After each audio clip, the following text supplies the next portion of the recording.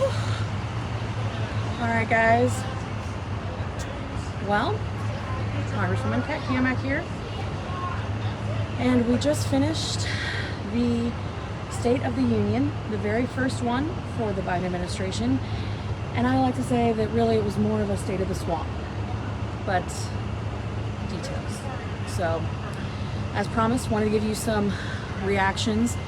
I'll tell you right now that there's still a lot of craziness happening. In fact, I'm going to turn the camera around so you guys can see kind of what's going on. All of the security is still in place. Here is our Capitol. That is our Capitol. That's not Nancy's. And over there, they have the beast. You can kind of see it right there. Anyways, and across, that is the Library of Congress. So, I know several of you did not watch it. I totally get it. I understand why. But that's what you guys pay me to do. Go to things like this. And, well, not all that I do, but, you know. I don't even know where to begin, because that speech was the most divorced from reality speech that I have ever heard. Incredibly frustrating to sit there and listen to Biden drone on, conveniently omitting details, talking about things that he truly does not believe, and that his policies are in direct conflict with. See, the State of the Union is a time when the president is supposed to recap his previous year, highlight and tout their accomplishments, as well as lay a vision out for the next year. This should have been the shortest speech in American history, truly. It should have been the shortest speech because there are no accomplishments to tout, and the vision ahead, well, quite frankly, under this administration, it looks bleak. And so if he were to be honest, I would have expected more of an apology, but instead, what we got was a lot of bloviating. See,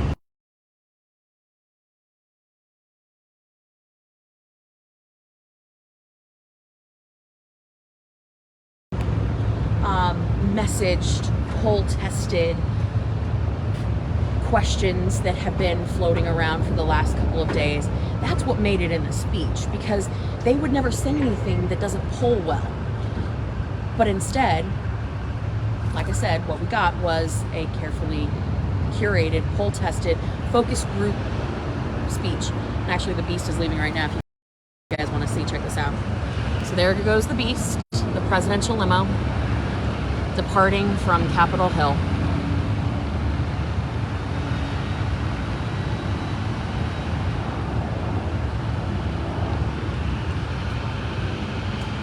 You see how they have multiples of them? Multiple presidential limos.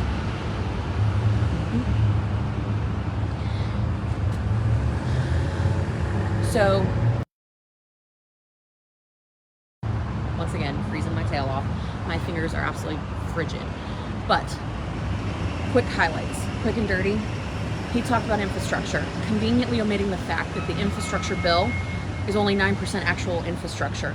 He laid out a vision for a grand highway network that will be completely updated and new bridges, conveniently omitting the fact that within his own prize infrastructure bill, there is no allowance for additional lane capacity. In fact, it is specifically prohibited. No additional lane capacity is allowed. So he wants to rebuild our entire highway network. But you can't add a lane. But those are details, facts.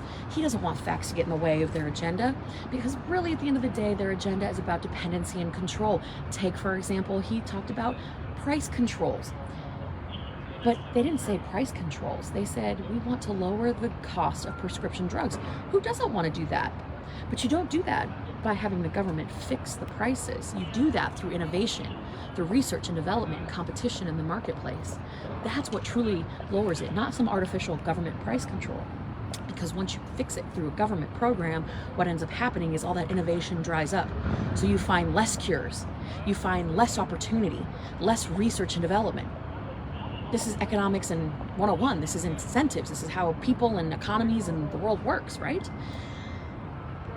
He talked about police and actually said at one point that the answer is not to defund the police, which of course my colleagues and I, we were shocked. We stood up, we clapped. AOC was sitting behind me up in the gallery, and I just couldn't resist the opportunity to turn around and see her reaction to her president talking about supporting police, even though we know that that's just words, that he doesn't actually mean it. Because if he did, he wouldn't be doing what he's doing and having an open border crisis. He wouldn't be allowing narcotics to pour into our communities. He wouldn't be taking money away from community programs that actually help them hire and train and recruit law enforcement.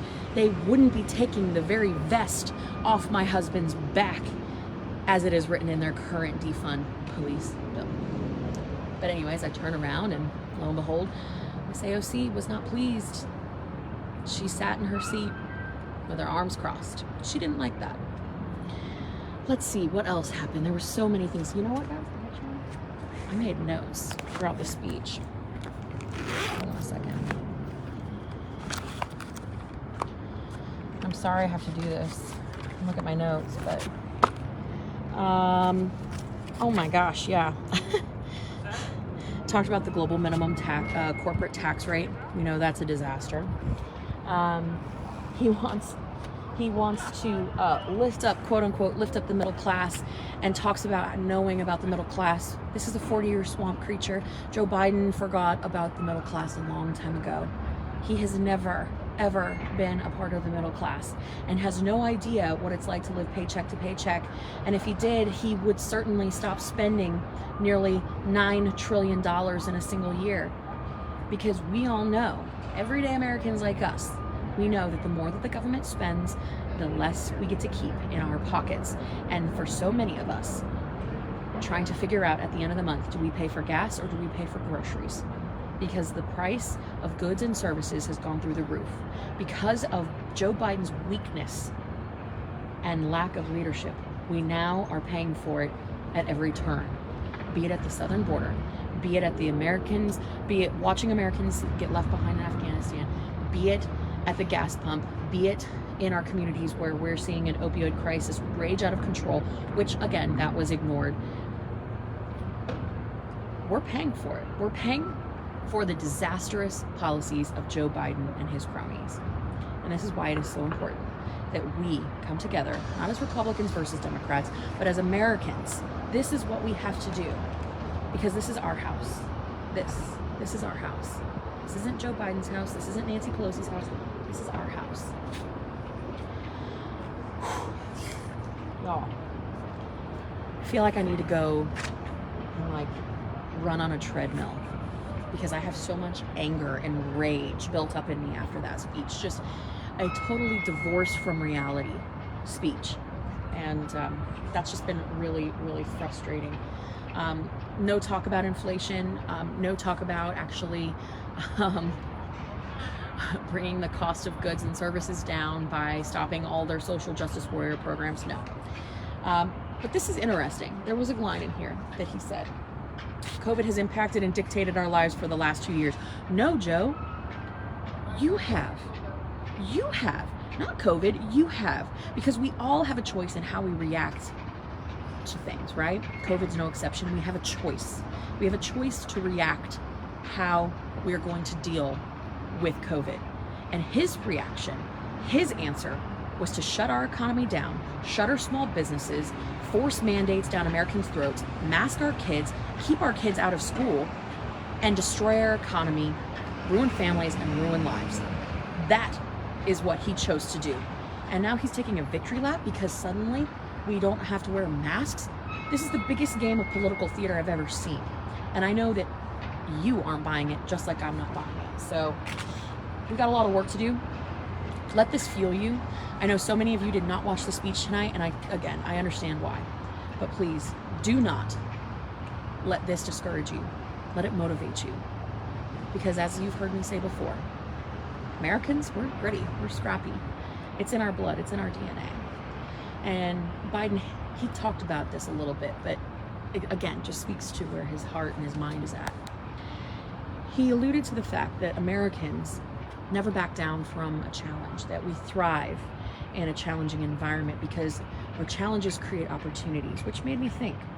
He doesn't actually believe that. What he is doing is he's trying to say that Trump did so well, left him such a good economy, left him so many opportunities that he had to go out and create some challenges so that he could turn around and say that he fixed them. The only problem is he's the little kid that took the TV or the toaster apart and can't figure out how to put it back together.